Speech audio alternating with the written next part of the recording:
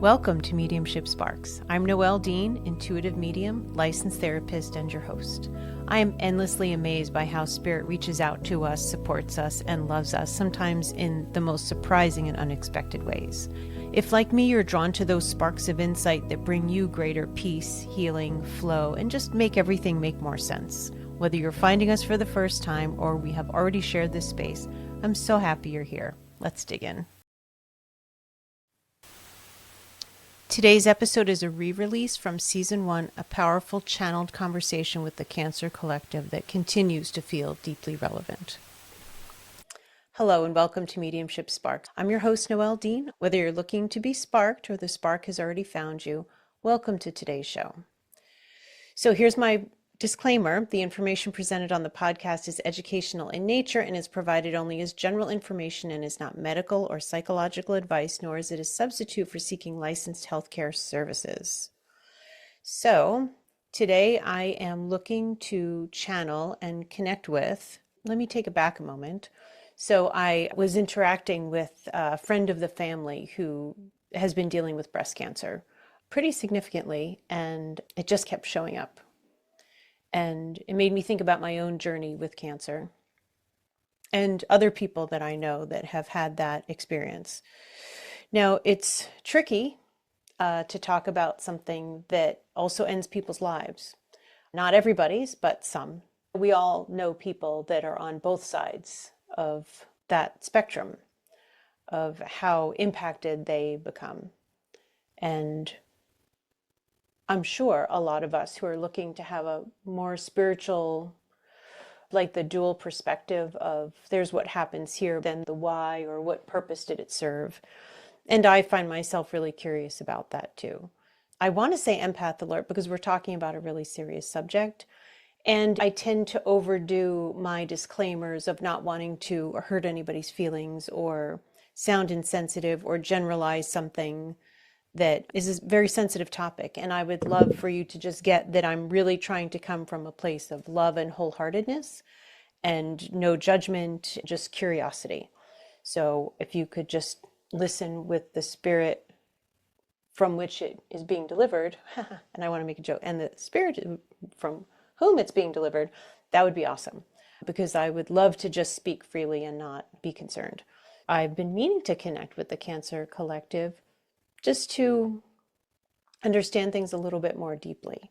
I did get the yes that they're interested in speaking, so we're going to have a conversation, and I hope you find meaning in this. It looks like I'm going to be given the questions to ask, and then I guess they'll start talking to me. So the first question I'm seeing to ask is, what is the meaning of the Cancer Collective? And they're answering right away. We are a collective of spirit mentors and body collective mentors to support and channeling energy towards humankind and the betterment of our collective consciousness. So you see, we are an amalgamation of body collective experiences. And we come to inform you all of the purposes of our presence in your lives, today, tomorrow, and a never-ending future. Because we are one, we are all the humankind collective. We all serve our purposes on this earth. And ours is to see. And I'm seeing that in all capitals, so that's being emphasized. To see. To help others see. For you even to see. For the speaker even to see. They're giving me a sense of like things that happen on the side, like in the periphery. And I'm seeing the words unconscious wounds, tailor-made experiences to expand consciousness on this earth between human beings and among us, and we all serve a collective. And that is a major issue and part of why we all come to this earth, to participate in the growth and expansion of spiritual messenger ship and the connection between us all. The next question I'm seeing is, why do you come to some and not others? Their answer is, we are plan B.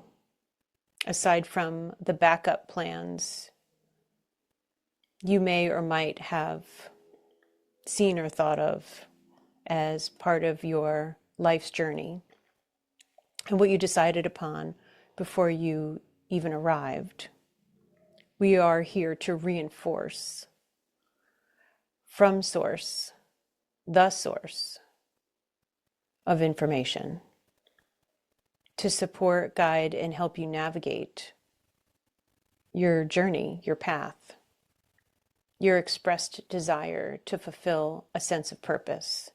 Be it, say, and they're showing somebody with a dog, looks like a little golden doodle of some sort, or a shaggy version of that, to save an animal's life. And now they're showing the words ER doctor, and they're showing a doctor who's doing surgery. I'm getting the sense of from a bullet wound. And now they're showing a dog breeder who distributes animals, and those animals become lifetime companions for people, for the dog's lifetime, obviously. And they're considering those dogs a lifeline for certain people. There's all kinds and sorts coming through. Lots of purposes among lots and many people. So you see, your sense of purpose might not be clear to you even yet, but it doesn't matter, because you manifested coming here now. So see, you're here and able to listen to this. So this message must be meant to reach you and your ears. And you can pass it along as well. But see, we don't come here to focus too much attention on the details of the why, like, why me? And they're bringing back the term plan B. So I just want to check with them. This concept has come to my awareness before, about all of us having kind of like these things in our back pocket that get pulled out when we're not on the trajectory that we expected to be. I know I've had a few of those in my life, one of which was breast cancer, but I've had some others to help me get on the path that I was supposed to be on, because I clearly wasn't. And those major events have shifted and changed how I experience life, as well as what I focus on during the experience of it, and then certainly afterwards, which I believe is the more important. They're continuing that our plan B, whatever that might be, they're saying, like a shipwreck, a boat accident, a streetcar fatality in front of our faces. These experiences are meant to support us to reevaluate and reassess our true goals, like our intentions, what's just important enough that has slipped away from our focus, that now realizing that life on earth is not infinite. We are infinite. Life on earth is very finite. And so, lest not forget or have forgotten why we chose to incarnate right now, I'm feeling aware of the idea of bringing back into focus these original purposes, even if we'd forgotten for 25 years. They're continuing. So periodic reassessment and reevaluation of your life course, double checking that you're focused on what you mean to be focused on, and not the side drama of everyday life. And they showed social media for just a moment, but then they also showed like watching the news, getting caught up in worldly events. And there's just this big word in all caps in front of me, distractions. Not that they're not important or meaningful or surprising and then need some time to process them. Even catastrophic events that happen in our own neighborhoods can be equally as traumatizing and terrifying as something happening, and they're using Poland as an example, on the other side of the world. But again, let's not forget that face-to-face contact with ourselves, with our inner knowing, with our not surprised version of ourselves that came here to be like, hey, look, I understand this is happening, perhaps all over the place, but my major focus still needs to be X, saving dolphins, rescuing sea turtles, beach cleanups, recycling efforts, environmental causes, saving the earth, my part of the earth that I'm here to save. We don't have to be important enough to affect global change in the way that you may think. But your effort, and they're showing somebody picking up, and it's reminding me of commercials from probably the 70s about litter, and showing, must have been like a New York City street, and there was that wired kind of trash can, and somebody picked up a piece of litter and put it in the trash can. And then right after that, they're saying every bit matters. And then what comes to is the idea that when people see, let's say, a piece of litter that everybody steps over, then another piece of litter that everybody steps over seems to be like a natural following from that. Whereas when we are pristine and keep things clean in a particular way, we're reflecting, there's no tolerance for that. Like, we're here to keep this earth cleaner than that. And we respect each other's beings enough to not add to the noise of the environment, whether it's sound or physical noise, such as litter and clutter. And they're showing a visual, looks like maybe street art or a billboard, and it's got a mass of like colors and squiggly lines and shapes. Like it would be very overstimulating for some of us to look at. And they're saying sometimes that's too much, and we need to find peace in the simple place within ourselves. And as they're sharing that, I can feel this sense of quiet, even within my own body. They're saying, so the next thing to focus on is, let's get back to Cancer specifically. Why is it Cancer and not a stomach ache? And the answer is, it makes us reevaluate, because death is imminent.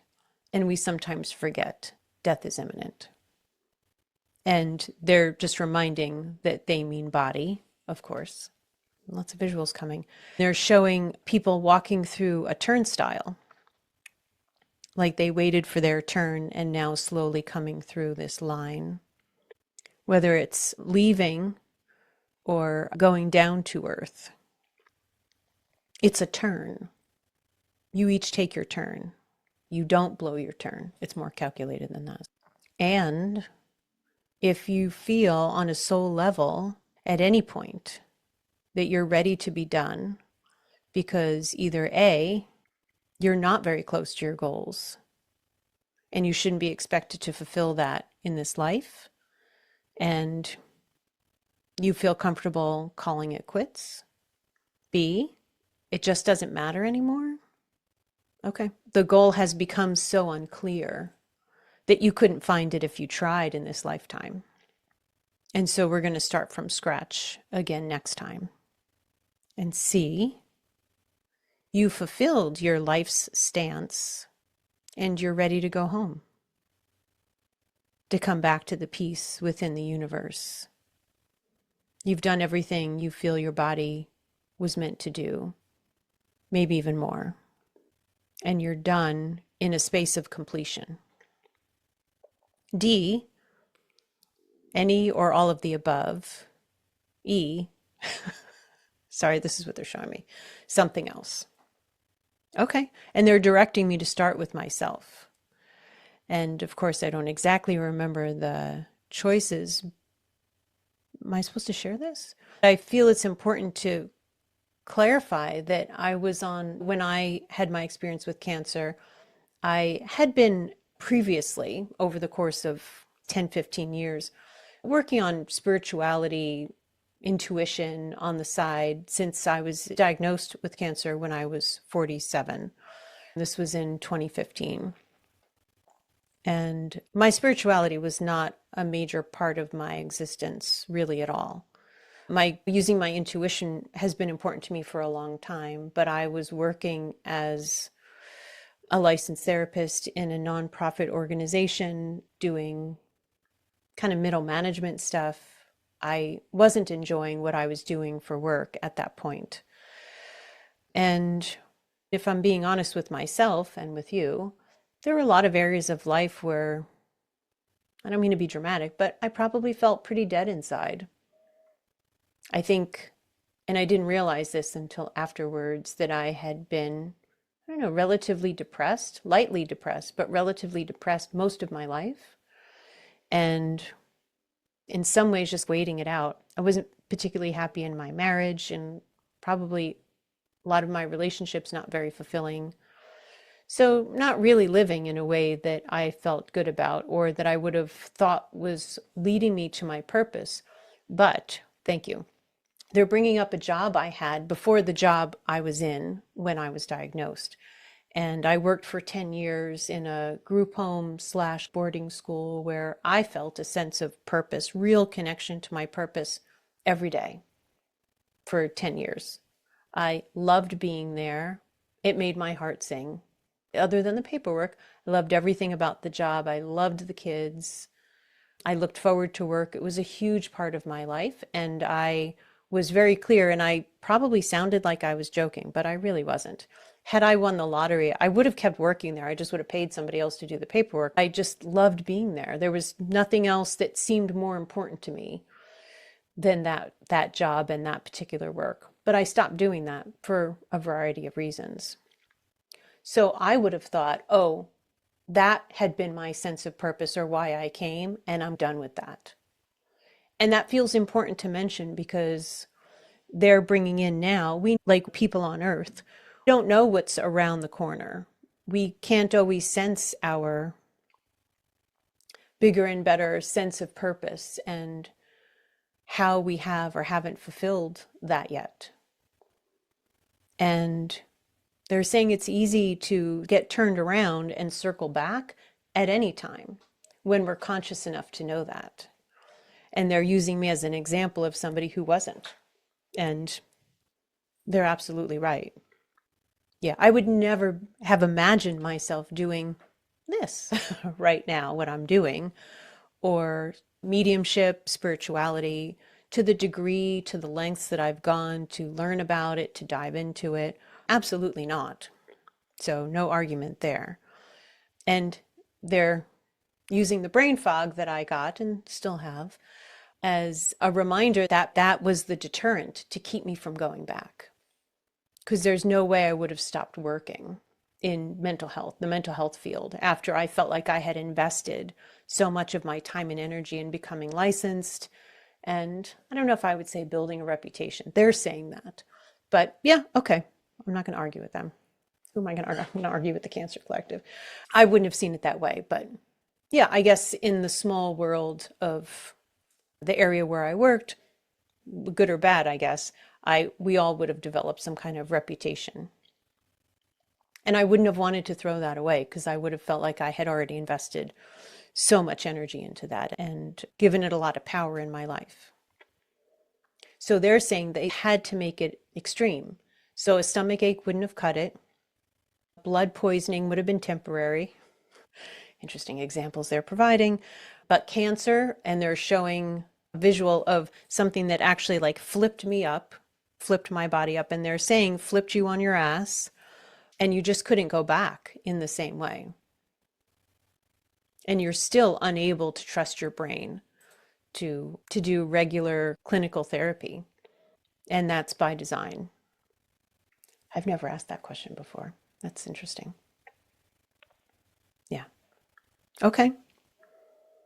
I want to ask, can you give other examples that people who are listening to this can relate to? Sure. I think there's an A, B, and C. Okay. So A, you're married for 17 years. You believe you're pretty happy with your husband and family and children that are growing up. And you realize, and then they flash me to I'm on a Facebook page called Sex After Breast Cancer, and a very specific population. And there are time after time, and sometimes I can't even read the posts on that page because it's hard to read. People really going through a lot of rejection from their partner because their bodies have changed. They've had surgery, they've lost their libido. And that's a very common experience, apparently, with women after being treated for breast cancer. And what they're impressing upon me is like the wake up call for somebody who imagined their spouse to be super supportive in every way, in any way that they wanted. And they're bringing up, unless and until they stop getting what they think they want from you. And it's a revealing where somebody stands or where you stand in their life when it's an inconvenience. And they're commenting, and I can feel the emotion of that, that it's an intentionally painful lesson that you set up for yourselves to understand and to realize the right choice is choosing yourself and your integrity. And no matter the change, great or small, that you need to make to have greater integrity, and you also can have an exit strategy. Or, in capitals, you make big changes within the relationship, and that changes how he or she relates to you in ways that brings about a super change. And now you're both able to fulfill your destinies, whatever contracts you had with each other to work through or against situations, and to literally make the best in your lifetime of your situation, and to feel good about the changes that you did or did not make, but the awareness that you gained by having that experience would be priceless to you and everyone else that you come in contact with. B, you may be relieved to leave this body of dysfunction. You may say to yourself, I am feeling pretty done now. I conquered the dragons, I slayed them, I built a moat and I crossed it. I'm feeling ready to rejoin the universe, my soul family members, and I'm feeling ready to leave the earth. And it's okay. I'm sad to leave this earth family behind, so it feels to them. But it's all good in the nature of the evolution of people and human beings.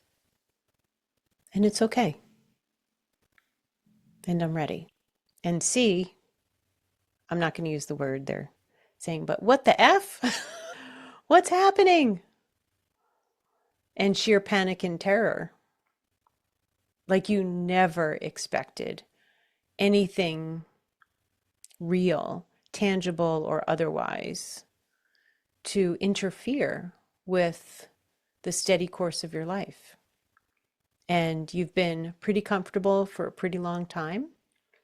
And there was never going to be some small storm or even big storm that might have felt important enough to make some changes to your life, to your being, to your understanding, to your philosophy, to your humanity, to your spirituality, to your sense of community, to your belief in family and the coexistence of self-love and love of others. Yeah, they're using a car analogy. They're saying you were on cruise control and you didn't expect anything from the left side to impact the front windshield of the car that you're driving. But there it is. And do you brake? Do you swerve? Do you pretend it never happened because it seemed so surreal? Where do you go from there?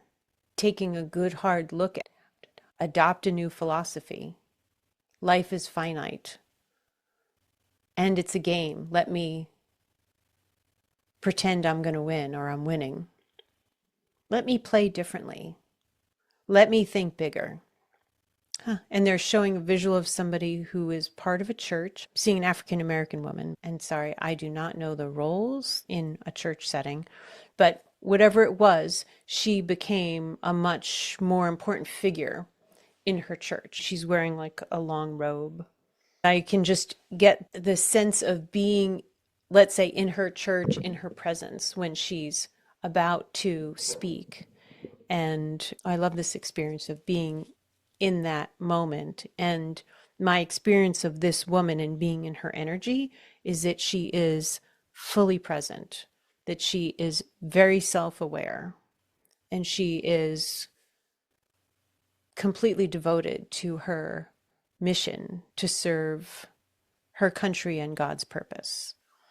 And she will unconditionally love the stuffings out of everybody through cornbread mixture and much love. And that's who she became because she was awakened. And she didn't even realize she always wanted to be that version of herself.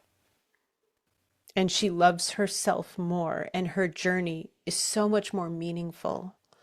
And just as they say that, they show this woman sitting in her home, eating by herself. And I'm seeing like she's eating what looks like some kind of TV dinner. And she's just leading this very quiet, unassuming life, seemingly to not bother anybody else. And then she became her own polar opposite because she realized, F this noise. I'm meant for so much more. And I need to be the expression of that. And then there's also this piece for her, feeling very aware that she generated all of this change in response to what happened, and feels very self-made, inspired and self-made. And that feels very important to her. And they're bringing up that matches the life lesson that she came here for. Thank you for spending this time with me on Mediumship Sparks. I truly believe that with mediumship, the only real limit is our imagination. If this podcast speaks to you, please rate and subscribe. If it could be useful to someone you care about, please share it. If you're interested in a reading or getting some support to navigate the spiritual path you're on or the one you want to be on, I offer a free consultation to discuss what you're looking for and how I can help. Learn more about my readings and classes at connectingwithnoelle.com. Subscribe on YouTube, Connecting with Noelle, for helpful videos and video podcast episodes. Take good care of yourself, and I look forward to being with you again soon.